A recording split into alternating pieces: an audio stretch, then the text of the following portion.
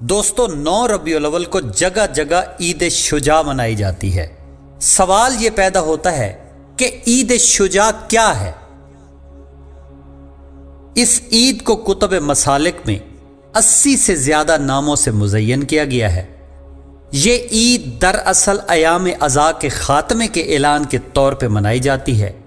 क्योंकि 9 ज़िलहज यानी जनाब मुस्लिम बिन अकील अलैहिस्सलाम की कूफा में शहादत के रोज से अयाम अज़ा शुरू होते हैं और 9 रबीउल अव्वल को इनका इख्तिताम होता है। इसकी वजह यह है कि आखिरी ताज़ियती मजलिस 8 रबीउल अव्वल को होती है, क्योंकि ये दिन हमारे 11वें इमाम पाक यानी मौला इमाम हसन अस्करी अलैहिस्सलाम का रोज़ शहादत है। इसलिए अक्सर मकामात पर इस दिन मजालिस होते हैं, मातमदारियां होती हैं, इनका मुकद्दस ताबूत बरामद किया जाता है, जंजीर जनी और कुमा जनी भी होती है।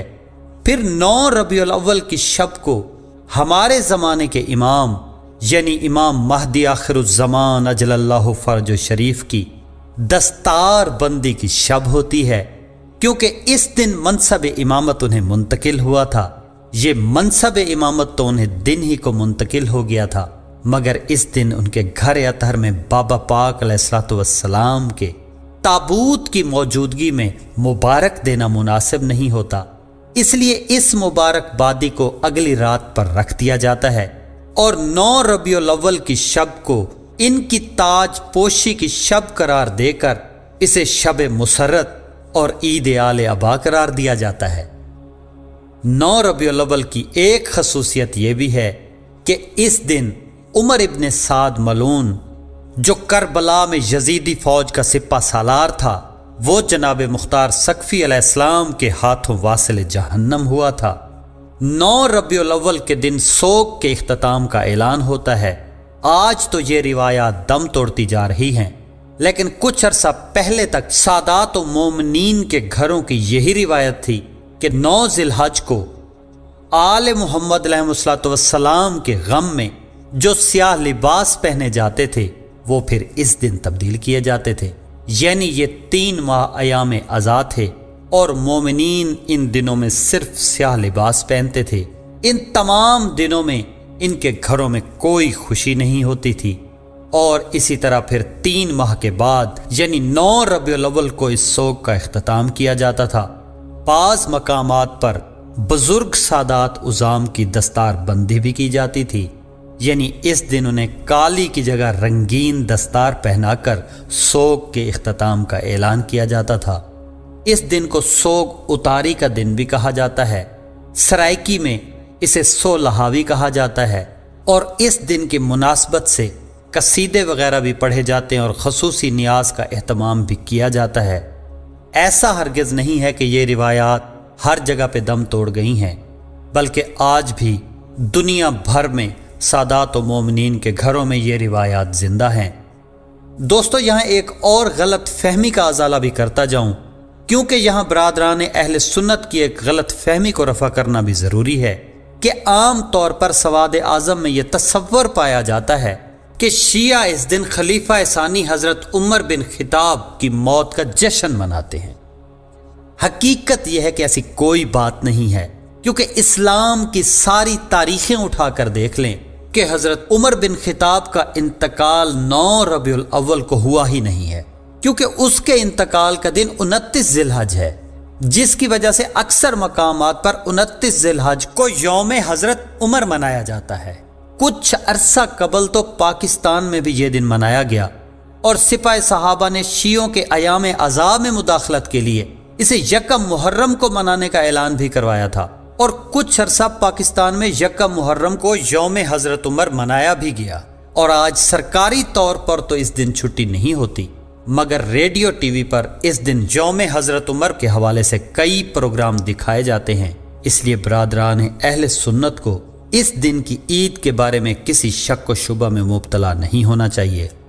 हाँ, इस इश्तबाह की एक वजह हमारी समझ में भी आती है कि इस दिन शिया हजरात उमर इब्न साद मलून, जो कि करबला मोहल्ला में यजीदी फौज का सिपा सालार था, उस मलऊन का पुतला बनाते हैं اور جس طرح جناب مختار سقفی علیہ السلام نے اس ملعون کی لاش جلائی تھی، اسی طرح بعض مقامات پر آج بھی اس کا پتلا جلایا جاتا ہے اور اس پر نعرے بھی لگائے جاتے ہیں، جس میں شاید مر گیا عمر ملعون یا اس جیسے نعرے بھی لگائے گئے ہوں گے، جس کی وجہ سے برادران اہل سنت اس اشتراک کے نام کی وجہ سے غلط فہمی کا شکار ہو گئے ہیں یا انہیں عمدن اس غلط فہمی میں مبتلا کیا گیا ہے۔ بہرحال جیسے بھی ہوئی یہ غلط فہمی پیدا ہو گئی اور آج تک باقی ہے، اس لیے مناسب ہے کہ اس غلط فہمی کو رفع ہو جانا چاہیے۔ ہمارے ہاں تو اس عید میں برادران اہل سنت بڑھ چڑھ کر حصہ لیتے ہیں، کیونکہ یہ فرزند رسول حضرت امام حسین علیہ السلام کے قاتل سے انتقام کا دن ہے۔ یہی وجہ ہے کہ سارے پاکستان بلکہ ساری دنیا میں فرزند رسول صلی اللہ علیہ وآلہ وسلم کے قاتل کی موت کا جشن منایا جاتا ہے، اور جہاں جہاں نہیں منایا جاتا وہاں بھی یہ حق کے مودت ادا کرنا ضروری ہے۔ دعا کریں کہ یہ جزوی روز انتقام اب کلی روز انتقام میں تبدیل ہو، شہنشاہ زمانہ اجل اللہ فرج و شریف کا ظہور ہو، حقیقی منتقم آل محمد علیہ السلام آ کر کربلا میں ہونے والے ایک ایک ظلم کا انتقام لیں، اولین و آخرین کے مظلومین کا انتقام لیں، پاک گھر کو دوبارہ اس جہان میں آباد کریں، یہ پاک گھر کہ جس کے لیے یہ کائنات تخلیق کی گئی تھی عظمت و شان کے اس حقیقی معراج پر پہنچے جس کا خالق نے ان سے وعدہ فرمایا ہے۔ مومنین و منتظرین جو صدیوں سے سوگوار ہیں، ان کا یہ سوگ اب ہمیشہ ہمیشہ کے لیے ختم ہو اور ابدی خوشیوں کی ابتدا ہو۔ ملکہ عالمین